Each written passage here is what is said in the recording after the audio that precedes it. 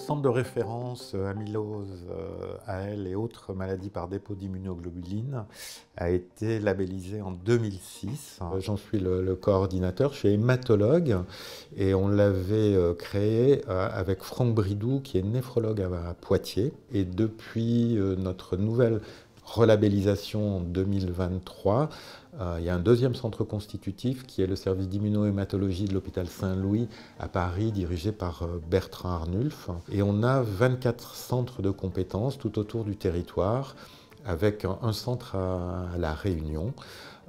Et on avait vraiment décidé depuis le début de fonctionner en réseau, de ne pas faire venir les malades à Limoges ou à Poitiers, mais vraiment d'améliorer progressivement la prise en charge de tous ces patients pour qu'ils soient traités au plus près de chez eux, dans chaque centre de compétences ou éventuellement dans des hôpitaux proches.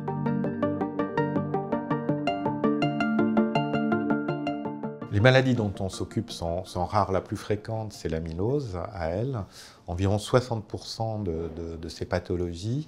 Et l'amylose AL, c'est 12 cas par million d'habitants et par an, donc environ 700 nouveaux cas par an en France. Et à peu près, on ne sait pas exactement, mais entre 5 et 10 000 personnes qui vivent avec une amylose AL en France. Les autres pathologies sont plus rares, hein. Certaines sont exceptionnelles. Une comme le TEMPI, on a vu 3 cas dans les 5 dernières années. Donc certaines sont très très rares. Et du coup, il y a souvent un grand délai pour faire le diagnostic de ces pathologies qui sont mal connues.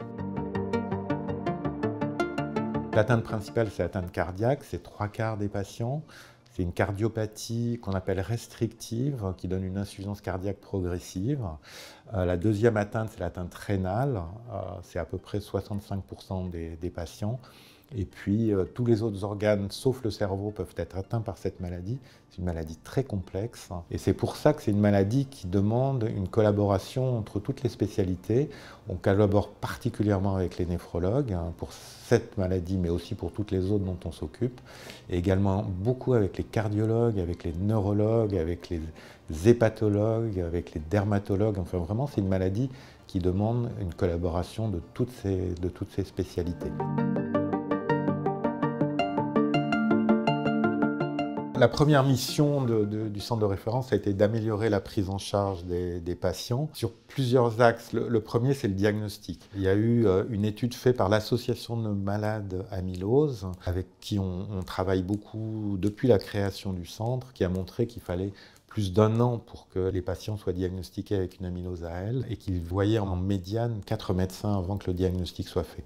Donc ça a été vraiment d'améliorer ce diagnostic, d'avoir un centre de référence pour les examens anatomopathologiques, parce que le diagnostic se fait avec des biopsies qui sont non invasives, biopsies en particulier de graisse sous-cutanée. Et une fois que le diagnostic est fait, ensuite ça a été d'améliorer progressivement les traitements. Au début des années 2000, on n'avait pas de traitement extrêmement efficace. Un tiers des patients répondaient.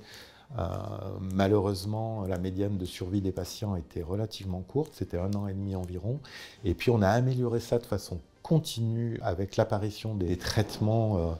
Il y a eu le bortezomib, il y a eu le daratumumab qui a vraiment été un pas très important, le venetoclax, les anticorps bispécifiques, donc beaucoup de traitements, ce qui fait que maintenant on n'a pratiquement aucun malade qui ne répond pas au traitement. Et on a amélioré de façon considérable la survie des patients. On a une étude a montré récemment que les patients qui avaient une réponse cardiaque complète, donc il y avait une amélioration nette de leur atteinte cardiaque, avaient une survie qui était égale à celle de la population générale. Depuis plusieurs années, on a une réunion de concertation pluridisciplinaire qui se faisait au début tous les mois, et puis devant le nombre croissant de patients, on a fait toutes les 3 semaines, puis maintenant tous les 15 jours.